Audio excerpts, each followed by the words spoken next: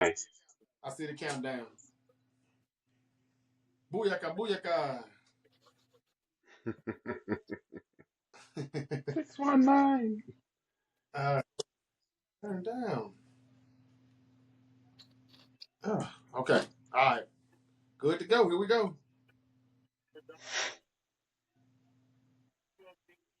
A well-whooped ass, boy. That's crazy. Yo, yo, yo, yo, yo. Let's go. It's the Great Debate Show. Back up in this biatch for another episode. This is season 5, episode 7. And we are here in the building. Jarvis Jeffries, Terrence Smith, Nick Ely. The Great Debate Show is available wherever you get your podcasts. Rate, review, follow. They call us the good guys. And we back in the building, and here we go. About to talk about week 2 in the 2024 NFL season. Starting with Thursday Night Football. Buffalo Bills at the Miami Dolphins. Don't know how people saw this coming or going. A lot of drama in Miami week 1. Tyreek Hill going to jail and whatnot, being detained, released. He played, had a pretty good game. Got in the end zone, they win. The story continues. They're still going to take legal actions. There's people on administrative leave. All that's been the drama and the talk during the week, and what has transpired here with Tyreek Hill. But yeah, it seems like there's some hangover from that or something now, because Thursday night was straight up just bad for the Miami Dolphins. Tua looked pretty bad before he took a nasty hit and fall. His head did hit the back of the ground. The back of his head did bounce off the ground slightly after the hit.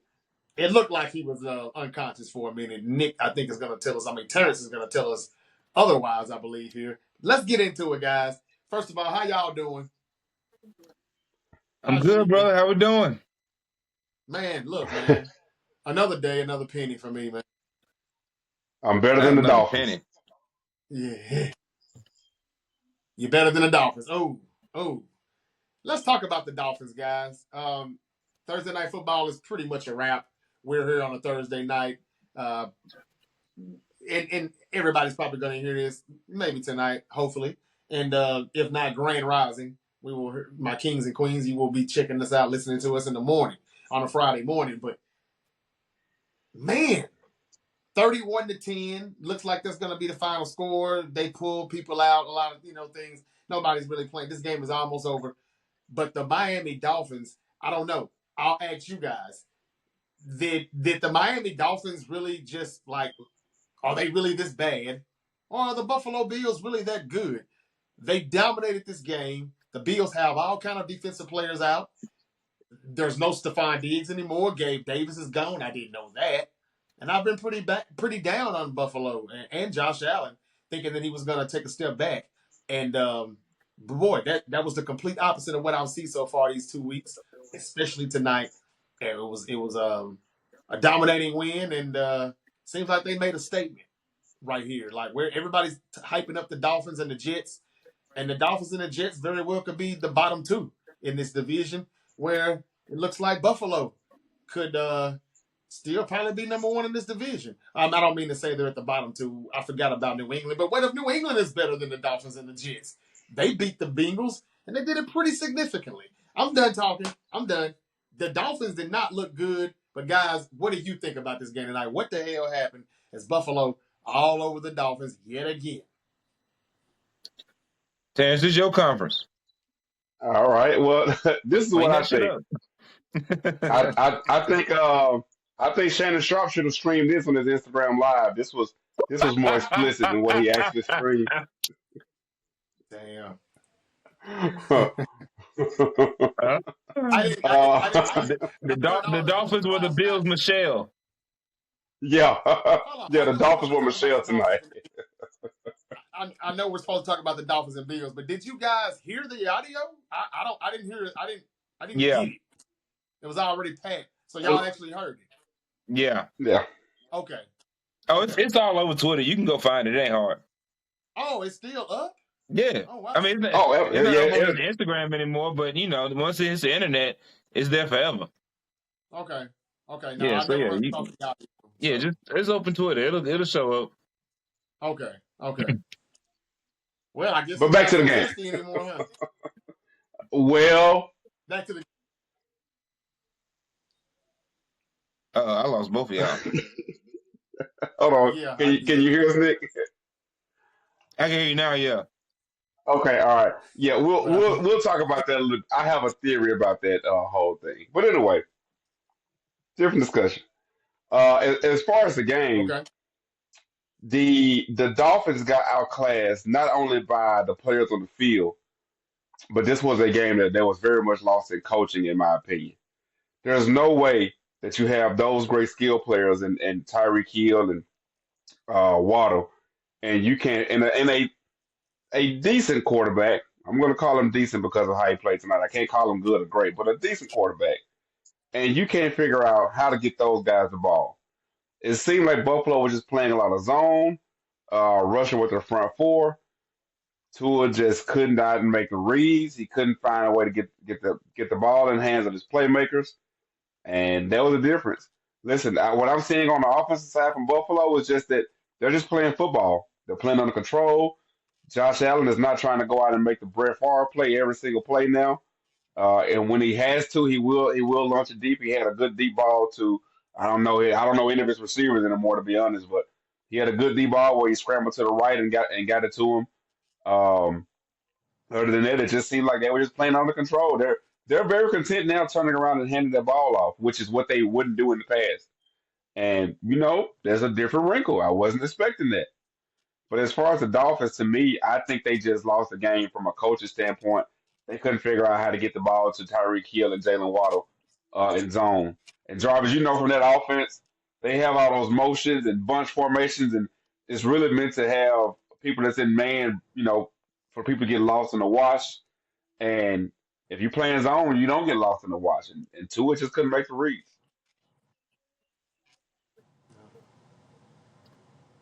I agree with you entirely. The Dolphins got our coach tonight. That's really the bottom line of it. Taking aside any distraction that the things that happened with Tyreek Hill and Calais Campbell and Jonnu Smith, taking aside any distraction that may have caused, because these guys are professionals. At the end of the day, they will compartmentalize and be ready to roll. Yeah. And they certainly wouldn't use that as an excuse at this point.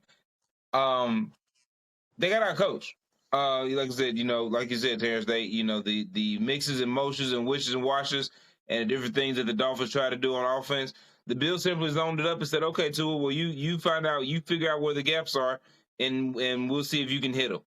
And Tua was throwing a lot of balls to the other guys, including the pick six. Obviously, they really kind of blew the game open. It was so funny for those of you, obviously, for the audience there, that's not privy to our group chat.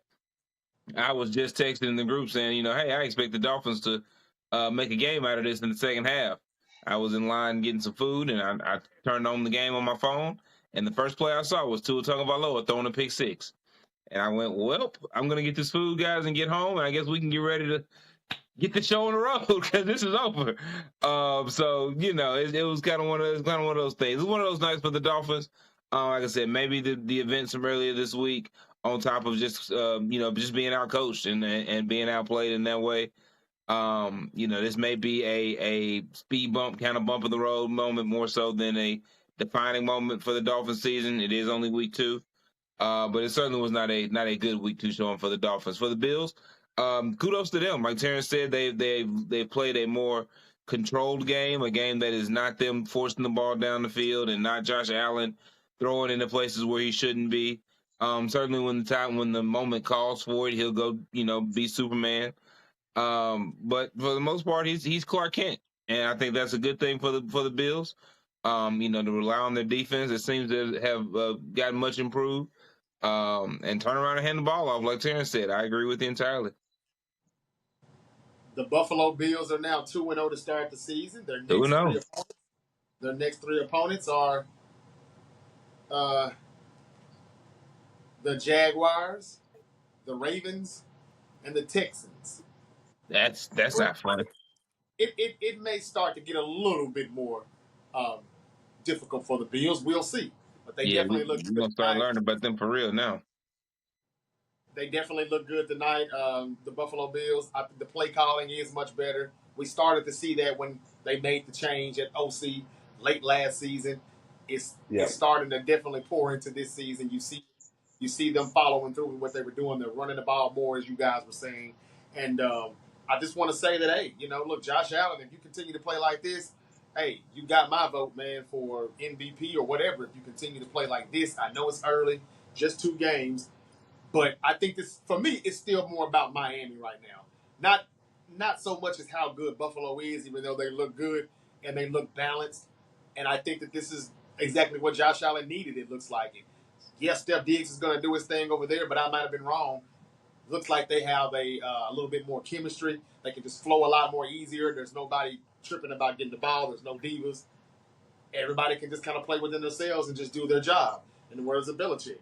But Miami, man, boy, do they look bad right now. It's just 2 weeks. And I'm not going to say their season is done. They could easily come back from this and be, 8-4 when we're talking about this later on down the road after an 0-2 start. But I just want to say this about Tua Tagovailoa. This is a guy who recently I heard talking about a former coach, an ex-head coach that bashed him and just constantly let him know how bad he was, even though he wasn't. And he's so thankful and how it's so much a better place to be now and a place to play in Miami now that he's gotten Mike McDaniel. The blame goes to both of these guys. Coaching, definitely. Yes, Mike McDaniel was out coached. His play calling was very suspect and questionable. And Tua didn't make it look any better because he doesn't really go off script or anything. He doesn't really, let's be honest. I'm doing an episode coming up probably tomorrow or in the next few days called F the Market, F the quarterback market, especially. And I'm saying that because this is not a $50, $60 million a year quarterback, whatever he's getting paid. Let's be honest. He was pretty mid before Tyreek Hill and Mike McDaniel arrived. And I'm not saying Brian Flores was 100% correct about what he was saying. But this is a guy who has been praising Mike McDaniel. Mike McDaniel is not looking too good right now, and I'm a fan. But Tua was also talking about on some podcast about how he always has known since high school that he was the it factor. Well, I'm going to have to kind of piggyback on something I heard Chris Canty saying on Unsportsmanlike on ESPN a few weeks ago. It's about time for Tua to stop tooting his horn so much and show us that he's what he think he is. You're not an it factor until you can win games in the cold, win some playoff games, which they haven't done yet, and it's been since 2000. I need him to do a little bit more than what he's talking. But again, I hope he's better. I hope he's okay. Terrence may not think that he really was concussed or anything was really wrong with him. But if there is, I hope he's fine. We've seen him in some situations before that we didn't want to see, and we don't want to see it again. That was a little scary for a minute. I hope he's all right. But before he got hurt, if he's hurt, he looked bad. Those 3 picks, it's not about the number of picks, it's how the decision making and how bad it looked. 31-10 was the final, but it felt like 56-3. They got to do Yeah. better. And Tua, stop talking so much and show us you're the it factor instead of telling us that you're the it factor because you don't look like you're it right now. All right, Nick, give us some games and let us get into what's going to happen on Sunday since we got Thursday night out the way. That was a blur. What else we got? Yes, sir. Yes, sir. We got a good little slate on Sunday and Monday night, of course. We will start let's start with my favorite one of the week. My sister's New Orleans Saints visiting my rest of my family's Dallas Cowboys. 1-0, 12 o'clock game on Fox. Dallas is a 6-point favorite. Total is 46.5. Ooh, 6.5. Okay. No, the All total, right. total is 46.5. Dallas is a -6. I'm not fooling with those points, guys. That's just me. That sounds high, and I know you're giving me another high one later on here, but I Yeah, wouldn't touch that. That wouldn't touch that. I go +6, but I go +6 for New Orleans. I don't know if I would take them to win the game, but I think they'll keep it close. Yeah, I wouldn't say they'll win either, but we're going to find out how much of a fluke that was last week with that route that they did to Carolina. We'll Yeah. find out. If that was I a mean, little, I if that don't was a think little Carolina's something, any good, but I didn't think New Orleans was good enough to do them like that either.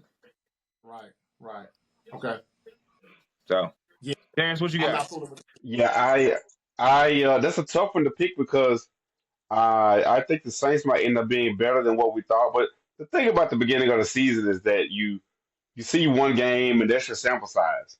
So now we gotta judge everybody based on that sample size, and it's so difficult to do because we can't look into the future and see what these teams are going to be.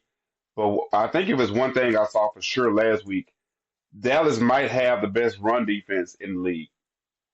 That front four, those guys, uh, there is no really getting through those guys, especially if you run towards Lawrence's side, man. Dude is he's a wall by himself. With that being said, I'm going to pick the Cowboys, but I think they'll end up winning by like a field goal or something, just based on their run defense alone. That's going to neutralize a lot of what Kamara does. Now you got to go to the passing game, and Dallas has corners. I mean, I just think Dallas might end up having the best defense in the league by the time the season is over. But definitely the run defense. So, Interesting. so with that being said, I would take New Orleans on the points. New Orleans +6. Yeah, I'd probably go there as well. Yeah. Yeah, me too. New Orleans +6. Right behind that, we'll go to another 12 o'clock game, and we'll go straight to Terrence's 12 o'clock game. The 0-1 Las Vegas Raiders visit the 0-1 Baltimore Ravens. Baltimore is a 9-point favorite. Total is 41.5. Terrence, we're going to come right back to you. Man, I feel like this is a yearly thing where the second week of the season we have this team that we should blow out, and then we don't, and we end up beating this team by a field goal. But this is a perfect scenario for the Ravens because now you get to test some things out. Now you got to test out these receivers. Now you got to test out this run game with Henry. Now you get to test out some scenarios that don't involve Lamar Jackson galloping down the field for 30 or 40 yards just to try to save the day. Um, this should be a lesser opponent, so you should be able to execute a little bit better than you did against the world champs, the back-to-back world champs. But I'm afraid what I saw last week showed me that my Ravens just do not have the receiving core. I've been saying it for years. I'm going to say it until they do something different. I do think they pull it out, but man, I don't trust that 9 points at all. I think 9 Ravens points. win it. I do. I share the concerns of the predictability of their offense. I think as we all watched last week, it was very obvious. Derrick Henry's in the game. Derrick Henry's going to run the ball. Derrick Henry's out of the game. We might run some sort of play action, screenplay, throw the ball down the field. Anything else is a possibility. Yeah. And so I think they will make some efforts to kind of disguise things as far as that a bit better. I think the Ravens are just a more talented team than the Raiders are. I think the Ravens will win the game. The 9 points seems a bit much to me as well. I agree. So I'll maybe be careful about playing with that. But I'll take the Ravens to win the game for sure. Yeah, me too. Same here. No need to discuss it. I got the Ravens, but I'll definitely do the Raiders +9 or 9.5 or whatever, just because that is pretty high. But it'll only be because Lamar Jackson and some of those starters are probably going to not play in the fourth quarter. I think it could get ugly, but the Raiders could probably, get a drive or two going, field goal here or there. Maybe put up Yeah. 7, 10 points, keep it from looking so bad and save face. So, yeah. But, yeah, Baltimore wins the game, though. And poor Antonio Pierce, because, you want the brother to do good, but it's not getting out to a good start. And It's a tough start for sure. they don't really have the roster to kind of just come from out of a 0-3 hole or anything like that. So, And he still got to play against the Chiefs twice. yeah, doesn't get any better. All right, Nick, you can keep it going. All right. We're gonna stay in the AFC. We're gonna look at Cleveland visiting Jacksonville, both 0-1. I don't really care so much about the game as I do asking this question: Is Mr. Weird One, Mr. Touchy Feely happy ending there for the for the Browns, playing for his job.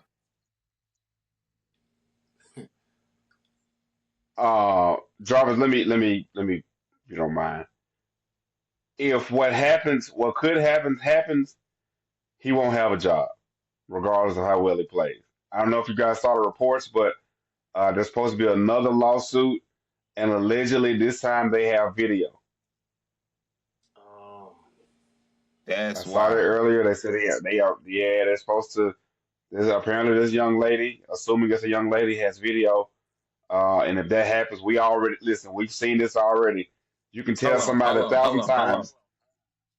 hold on. I need you. What you mean? Assuming it's a young lady? What you mean, my boy? It's 2024, man. I don't make assumptions. Oh, I thought you saw something. I didn't know if you. No, no, no, no, no, you no, no. thought I don't make assumptions in 2024, Oh, man. you you thought he But was what I gonna was about to be say was,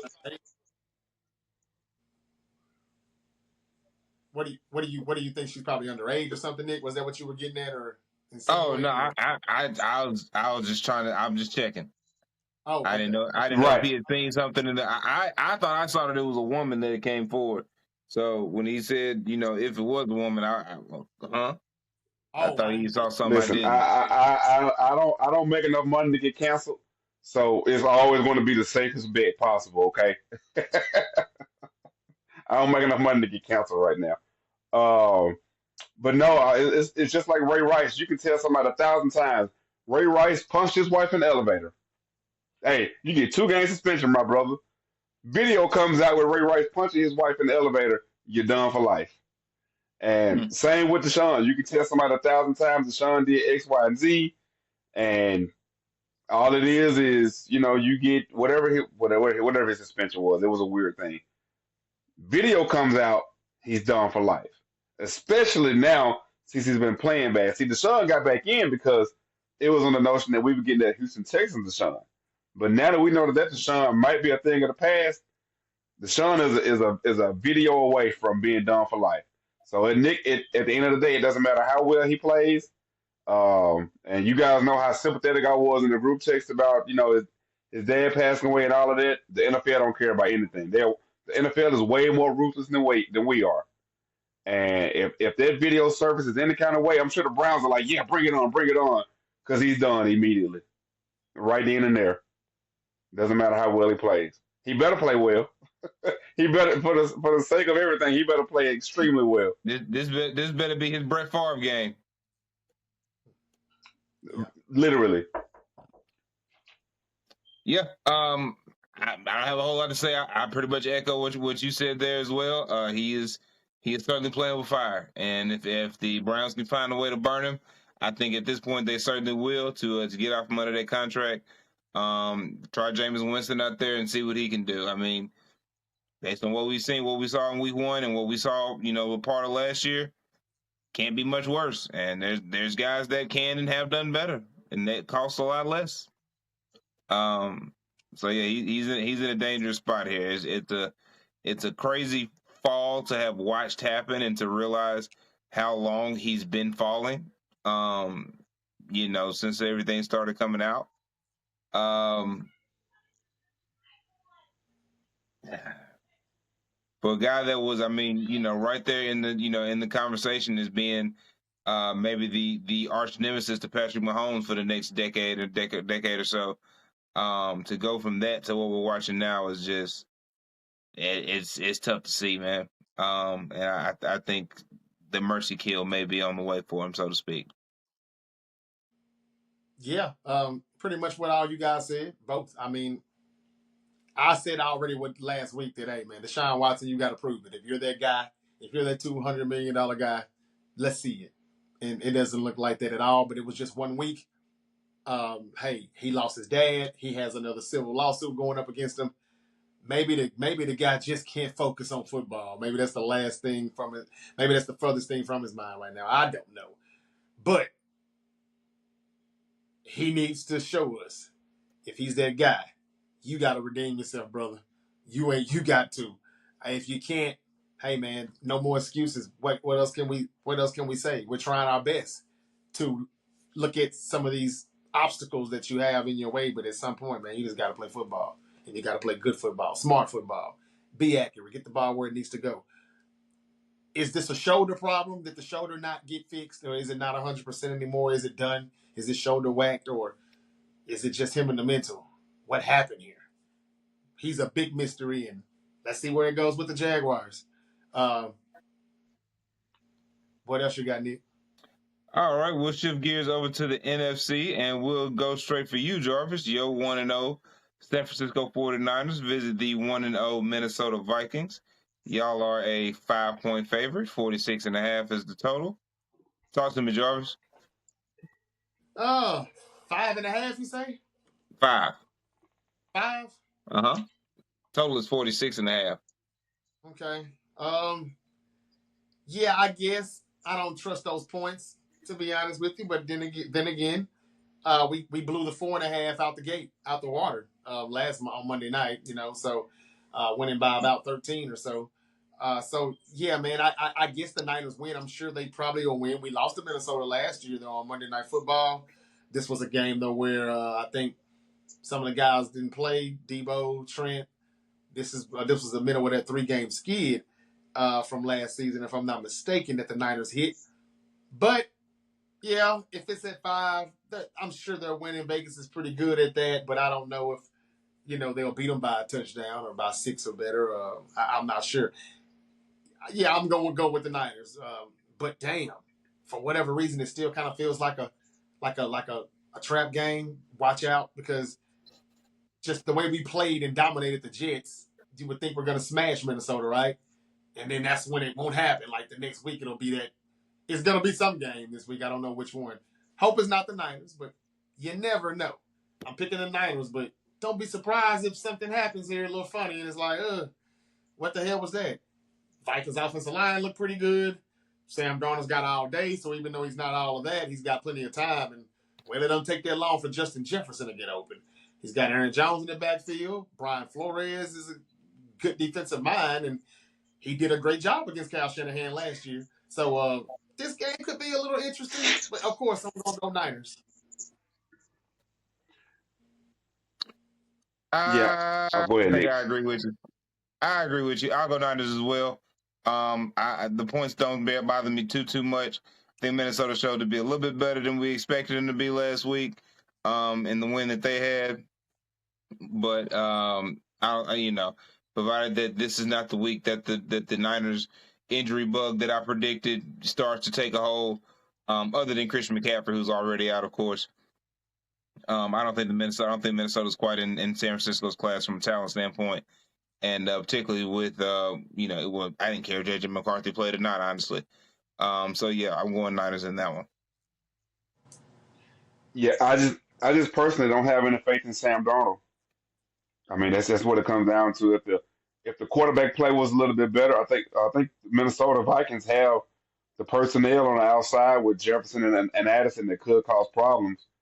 But I just don't have any faith in Darnold. I mean, it really just essentially comes down to that. Maybe they can get something out of Aaron Jones, and I think he had 2 touchdowns last week. Maybe if they can rekindle a little magic there. Aaron Jones can be a weapon out of the backfield, but I mean, you're talking about Aaron Jones versus Fred Warner. Uh, so hey, all of that goes right into the favor of the Niners, in my opinion. I would actually take the Niners and the points, even though I think the Vikings are always, they're going to make an exciting play or something because they have Jefferson. But I don't think it'll be enough, man. Not for 4 quarters. All right. Moving on. Next one of some interest there. Let's go. 1-0 Tampa Bay visiting 1-0 Detroit. Detroit is a 7.5-point favorite. That's a lot of points. Total's 51.5. Jarvis, who's also in the NFC along with me. I'll throw this one to you. What you got? I think those points are pretty high. Like I said, man, I like the Detroit Lions. Y'all know I like me some Jared Goff, and I've been praising those guys, and I've been on them for a couple years here now, and happy for them and the fans. But that's a little high. And the Buccaneers, man, damn it, Baker Mayfield still cooking from last season. So look, the NFC South. Don't know how it's gonna go, but hey, I think they said all. I think they heard all of the Atlanta Falcon, picks. Like, where the hell that coming from? Did you not see what we did last year? It looks like they could actually be better. The defense is playing good, so I'm gonna say that game is definitely going to be closer than 7.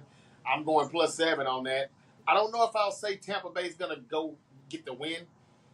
I may be a little hesitant to do that on the money line. I'll go Detroit. But man, you saw how close that was against the Rams, and the Rams were kind of wounded. I wouldn't be surprised if the Buccaneers pull out the upset, but I'll go +7, and Detroit may win by a field goal. It's going to be closer than that. For this to be the great debate show, we're just not having a lot to debate right now. Because I totally agree with you. I think Tampa Bay definitely keeps this one close. If you asked me to pick the money line, I probably would still go Detroit. But 7.5 certainly seems like a lot. Tampa Bay seems to have found a good synergy with Baker Mayfield. They found a deal that seems to work well and seem to be very fair and very beneficial for both sides. Mike Evans is still being Mike Evans, 11 years into the league and probably well on pace for another 1,000 yards this year for the 11th straight season, which I believe would be an NFL record that he would then hold by himself. And so, all that being said, I think the Buccaneers will give them a very strong challenge. May not be quite enough to pull off the W, but certainly let them know they were in a fight that day. I'll go Detroit, but I'll take Tampa Bay's points. Nick, the reason why this is we're having a hard time having the debates this week on the Great Debate Show is because of the way the NFL put this schedule together. It's almost like they just want some blowouts. I don't know why, but it is what it seems like to me. But anyway, with that being said, they want to see blowouts. I'm also that's what it seems like. I don't understand. This schedule just reeks of a lot of lopsided games that you almost have to just be bold and pick the other team. But stylistically, I'm not going to pick against the Lions with the Bucks, especially with that point margin. Now I might say the Bucks might cover those points. They may only lose by 5, which is still theoretically a lot of points. But NFL just decided in week 2 to just put some blowouts on the schedule. I'm really searching for these blowouts you're looking for. What do you call a blowout? Because I'm not seeing many. Well, I guess I shouldn't. Yeah, maybe I shouldn't say blowout. Maybe I just should say more games that are easy to wager on, maybe but not necessarily blowouts. But I think if you ask 10 NFL fans, at least 8 of them would probably pick the Lions in this game. And I don't mean just casual fans. I mean people that really like watch football and at least have some basic knowledge of football. I think most of them are going to pick the Lions.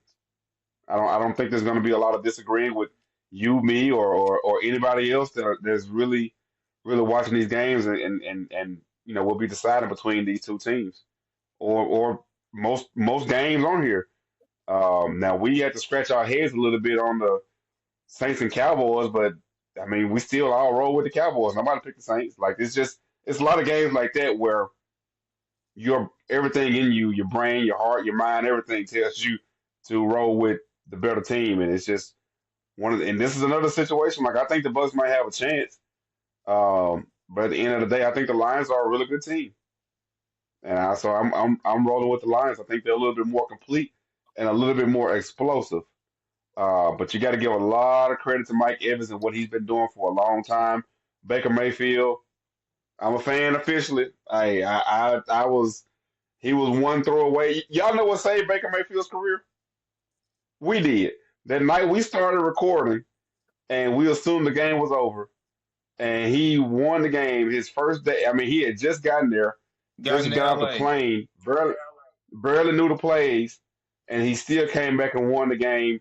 Last second throw in the corner of the end zone. Perfect throw, by the way. But we were recording as if the game was over. We saved Baker Mayfield's career because that night it was almost over. I do remember that. I do too. Yeah.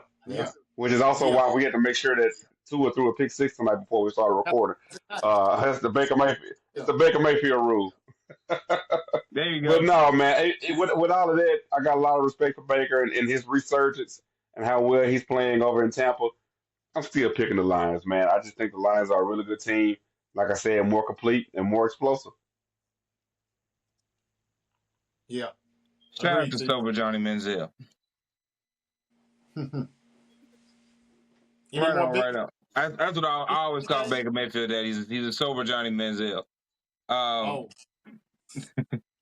who is himself sober now. But at any rate, moving Yeah. on. Let's see. Next one of a little bit of interest. Nah, I'm gonna skip that one. Skip that one. 0-1 Cincinnati visits 0-1-0 Kansas City. 325 on CBS. Kansas City is a 5.5 point favorite. Total is 48.5. I think the winner is pretty easy to pick here. I'll go ahead and jump in on this one. I think the winner is pretty easy to pick here. I'm going Kansas City to win for sure. I think I'll take the points as well. Cincinnati did not look good last week. Obviously, their contract standoff with Jamar Chase. Certainly Jamar didn't earn himself any browning points or any leverage with the performance last week. Nobody on that team did, for that matter. And Kansas City, meanwhile, still looks like the defending champs. Looks like they retooled, reoiled, and they're ready to roll. That machine is what it is. Kansas City. I think this may actually be one of those blowouts that Terrence was referencing. It very well could be. More importantly, this is a very important game. Not really for Kansas City. If they lose, they'll probably still win 10 straight. It is what it is. But somebody made the point, James Jones on FS1 made the point about how long it's been since we've seen the good version of Joe Burrow. And I don't know if you guys have seen video, but there's video of him trying to pick up a Gatorade bottle, and his wrist essentially wouldn't allow it. And he's on the sideline like clenching his fist, trying to get I don't know something in his wrist, but apparently whatever damage he had to his wrist is not great. It's still not good. And on top of that, I'm agreeing with James Jones. Joe Burrow just hasn't played well. This is the ultimate test because he made it to the Super Bowl, almost won it. Kudos to him. His team was just they overachieved in my opinion. Joe Burrow played well. To me, Kansas City should have still gone to that Super Bowl, but they kind of let the guard down in the second half, and we saw what happened. Um, but at the end of the day, Joe Burrow, in my opinion, again with James Jones, has gotten a pass. He's gotten a pass. Jarvis, you talk all the time about the criticism Lamar Jackson gets. If Lamar Jackson gets to the Super Bowl and doesn't win, it's the end of the world for Lamar Jackson because people are going to clown him for not winning the championship. But Joe Burrow is allowed to get there, not win it, and pretty much hasn't done much since then. And he's gotten his big contract. His receivers haven't gotten paid. It is what it is. But at the bottom line, the end of the day, he hasn't played well, and this is a good chance for him to redeem himself, or this is an even bigger chance for him to drive further down that road of just not playing well. And it'll be interesting to see. With that being said, I'm still picking Kansas City, and I don't think we get a good Joe Burrow this game. This ain't the game to be trying to make a comeback. Hmm. yeah. Everything you said. To be honest with you, I'm definitely picking the Chiefs, and I'm just a little disappointed that it's that easy for me to pick the Kansas City Chiefs. It's not supposed to Yeah, be. This is the game where I'm supposed to right. stunt. This is the game where I'm supposed to stunt, gloat, talk a little noise, and say, "Hey, if there's one man that can beat that boogeyman, it's this guy right here, Joe Cool." But yeah, I gotta say, he has not been Joe Cool as of late. He has had, quite a few injuries here lately. But I gotta stop you right there with one thing you did say, T. No, he hadn't did a lot since then, but he's been injured since then too. And again, hey, that's a part of the problem. He has to get healthy and stay healthy here if he's gonna be the quarterback that we said or thought that he could be. We know he's a bad boy though when he's healthy. He just got to get back healthy. When he's healthy, we kind of say his name right behind Patrick Mahomes. Is that looking like that right now? No, it's not. So it is what it is. But I will say this: it's not a good start for the Bengals. This is not a good look for the Bengals. But guys, what I'm hearing around the league is, from what they're saying and all the reports, Burrow's still not 100% at all. There was a few things that he did in the game on the sideline that was saw and noticeable that, man, this wrist injury is still pretty bad. And I don't know how long this is going to last. I don't know if teams are going to find out and get it and take advantage and start taking some shots. And, like, I don't know. If it's not 100%, he could damage it even more. He could re-injure it or things could get worse. I don't know. But regardless of that, if that happens or not, whether or not if it happens or not, if the wrist is not 100%, then we're not going to see Joe Burrow at his best. Yeah, I got the Chiefs, but the main important thing is not the Bengals starting 0-2, but the health of Joe Burrow. This could be another lost season quickly here if they don't get it together and if he can't be healthy. T. Higgins has been out of the lineup. He didn't play. Jamar Chase is the one who ended up playing, even though all training camp it looked like it would be vice versa. So the Bengals have got some issues. This is the reason why me and Nick almost had the Bengals at the bottom. Yeah, I'm taking the Chiefs, and whatever the points is, I'll take that too. 5.5. Yeah, that seems a little low to me, to be honest. I'll take it. I might push that one to double digits just for a little fun.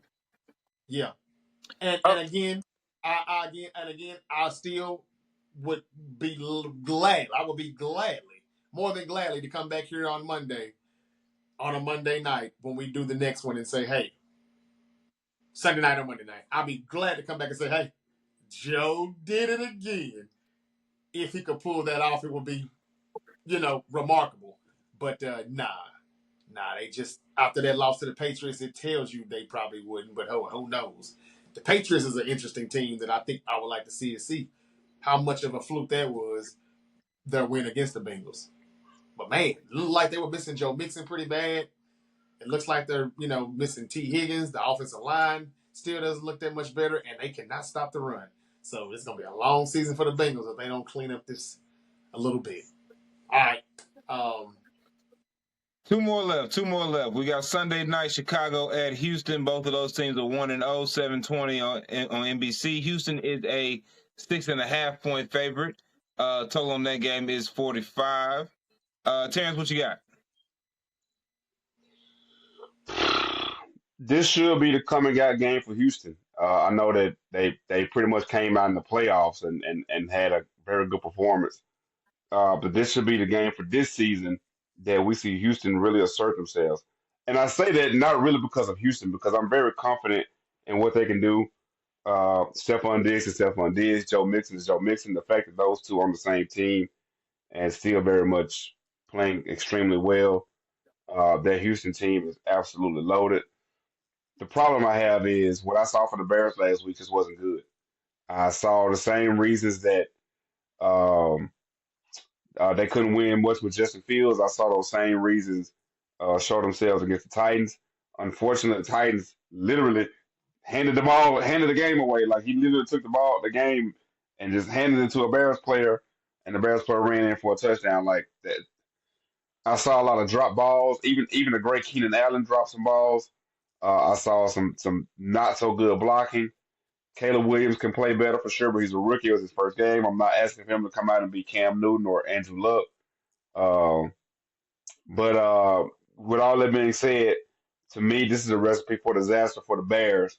And I see 6.5. Nick, as you said on the last game, I might take it to 10 or 10 plus because the Texans should absolutely dominate this game based on what I saw last week. I can understand why you get there. To be clear, I'm also gonna pick the Texans to win the game, but the 6.5 does scare me just a bit. I think there is a chance that the Colts are legitimately good, and so that may be why they were able to kind of really hang in that game with the Texans last week. But I also think that Chicago's gonna take a little time to gel, of course, with their rookie quarterback and everything there, but I think they got a chance to beat something. I think the defense is pretty solid, and obviously the offense just kind of got to pick it up. So maybe coming into this second game of the season here, they'll be able to kind of get more into a rhythm. I'm gonna take Houston to win the game. I'll probably stay away from the points. Okay. Did I already get my take on that one? You do not. Yeah.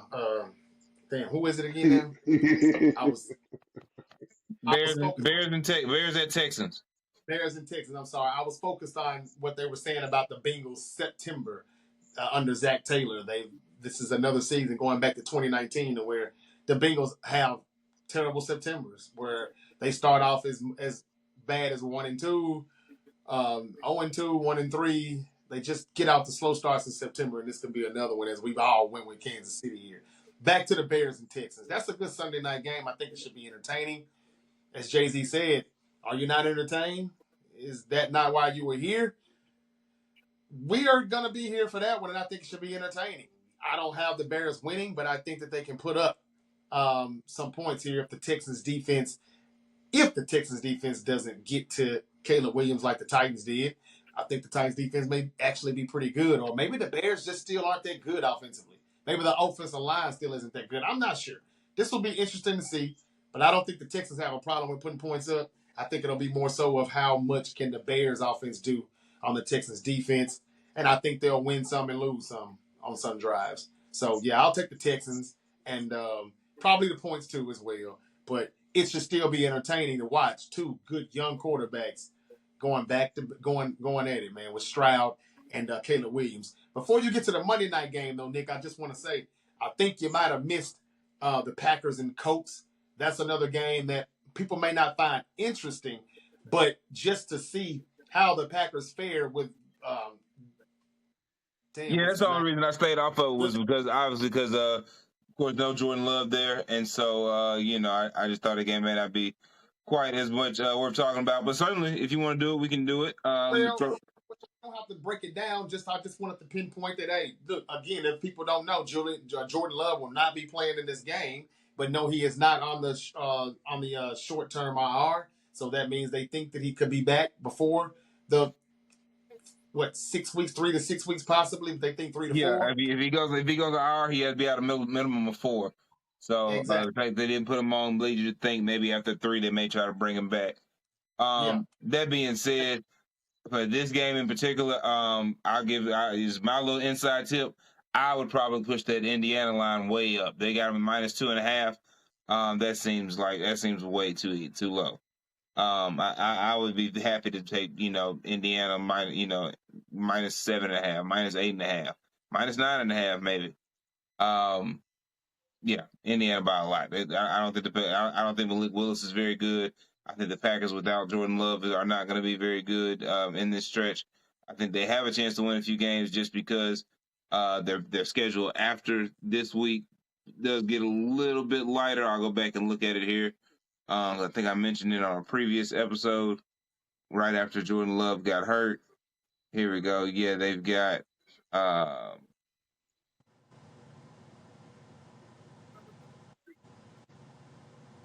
okay, it's way out of order. That's weird how they do that. Okay, yeah, so they got the Colts coming up. Then behind that, they'll go to Tennessee. That may be one of those winnable games, particularly as kind of a return back game for Malik Willis. Then they'll have Minnesota come visit, and then they'll go to the Rams. I will say that when I first said it, these games seem a lot less winnable than they did. Seem a lot less winnable now than they did then. So, this Colts game is one they're certainly going to need in order to keep them kind of on pace, but I don't see them getting it. yeah, I don't either. I'm still Well, going. I think because it's a -2 and it's probably because they're on the road. I don't know, but yeah, I'll take the Yeah. Colts too. Just how are the Packers going to look without their quarterback? Can they hold it down defensively? Will they run the ball better? Malik Willis, what will they do with him? His system and what Matt LaFleur does.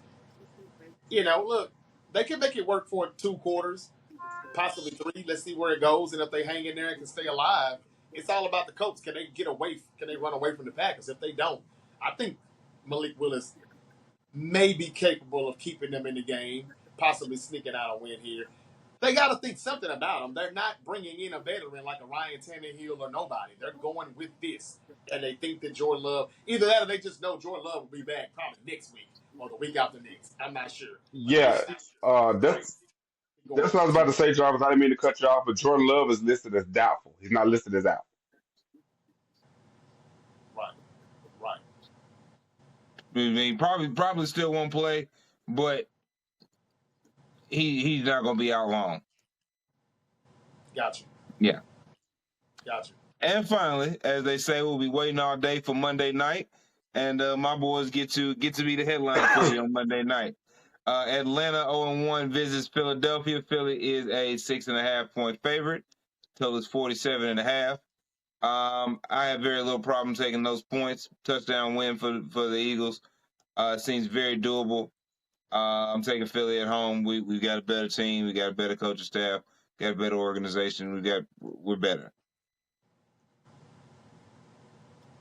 Yeah, well, since it's the NFC, I'll go ahead and run in on that one. I won't be long at all. I got Philly too. They go 2-0. I think it could actually get a little ugly. This would be another game where we can come in, halftime report, come in live, get this thing over with. It may be an early night, just to be honest with you. And I say that because Kirk Cousins is on Monday Night Football, and he just doesn't seem to be too. Now, last year he redeemed himself and beat my 49ers, but he got hurt in that game, if I'm not mistaken, and didn't play anymore after that. But yeah, we lost to the Vikings, and he was balling at one point when he was out there. So look, the Falcons just they played against a great Steeler defense, though. Not so the Falcons could bring a little bit more to the table this week offensively, but the Eagles, yeah, I think they're going to clean up some of the stuff that we saw from last week. They've got a few extra days rest because they were in Brazil on a Friday night, so they've got more time to prepare. Yeah, this could get ugly, but Nick, I just want to say one thing. You botched that pretty bad when you said I've been waiting all day for a Monday night. It's actually I've been waiting all day for a Sunday night. That was a pretty good botch, as we were saying wrestling. Terrence gets it, but yeah, you got that wrong Damn. completely. Yeah, it is Sunday night, isn't it? Yeah, yeah. I be waiting all day for Monday night too. I know you have. Remake. Terrence, how you like that game? Yeah. Hey, listen. All signs point to the Eagles dominating this game, and Jarvis, as you may know, that sometimes is what bothers me. And is what I mentioned with my Ravens. That's a game that should be dominated. There shouldn't be a question about it. And to me, that is the question. Sometimes it's like, is it too easy? Like, do they, and Nick, you can attest to this. I think you can probably talk about it better than we can. Was there ever a time when, of course, when you were playing you guys may have been playing against some team coming from, I don't know, Delta State or somebody, or Southern Miss or somebody, that you just completely overlooked and they came in and kind of knocked you in the mouth a little bit? I can remember my sophomore year, I think it was, because Tig Barksdale had left the program and had gone to Jacksonville State. And Jacksonville State came Jacksonville State. And, you ain't got to say anything. We brought in Homecoming. And Jacksonville State came in there and kicked the shit out of us. Oh man, I was so mad at y'all, Nick. Oh, I was mad at y'all. That game right there is actually what broke me. That game broke me. Say what? I stopped like even considering cheering for football after that game. It was why did I even ask? It brought back up memories. With that being said, I want to pick the Eagles, but I might have a couple of FanDuel bets that just to throw that upset out there because it just seems a little too easy. Fair. I think those will be donations. But I can understand why you feel that way. It's because of you, Nick. Yeah. That's fine. Kind of like how people say they don't like the Cowboys or the Cowboy fans. It's because of the fans. They don't like they don't know the Cowboy players. They don't like the fans sometimes. And yeah, that's what he's saying, Nick. That could be you sometimes. I understand. That's fine. Yeah, but no, man. Not even I'm not picking. I'm not picking it out of the one. But yeah, man. Again, I didn't look at the Falcons schedule. I should have done that. But it's still early. Anyway, that's pretty much it. That's a wrap. We pretty much preview week one. We recapped what happened on Thursday night football on Prime Video. We hope Tua Tagovailoa is doing okay, though. He definitely left the game in the third quarter. It is concussion. And, he's had too many of those. And you just got to start to wonder how much more can he take? How much longer should this go on? I know he hasn't had any physical injuries that's like, oh, he can't throw his shoulder shot, he's this or that, his knee is bummed, his knee is tore up, he can't play anymore. It's not anything like that, but still, that head, that brain, CTE, concussions, we know. That's nothing to play with. Before we go, I just want to ask you guys, do you think, and I hope I'm not overreacting or jumping the gun, but damn it, he's had several of these now. Do you think he's going to end up being the next Andrew Luck, where he just hangs it up out of nowhere and Yeah. surprises everybody and, I hope just goes not. to stay? Yeah. I hope not, but I would understand it at this point. Yeah. Yeah. Does Now, anybody you think, know without I me hope even not, but I would understand it at this point. so if he without me looking announces, it up? Does anybody? if he announced his retirement after this season ended, everybody would be okay with it then. They wouldn't be like, what? They would be like, you know what? This may be the best move for you as far as you being in good health, walking away, being able to walk away from this game and not off a stretcher, which we've seen a few times with him. So you would be okay with him retiring if he did that this season? Yeah. Let me ask you this, Jarvis.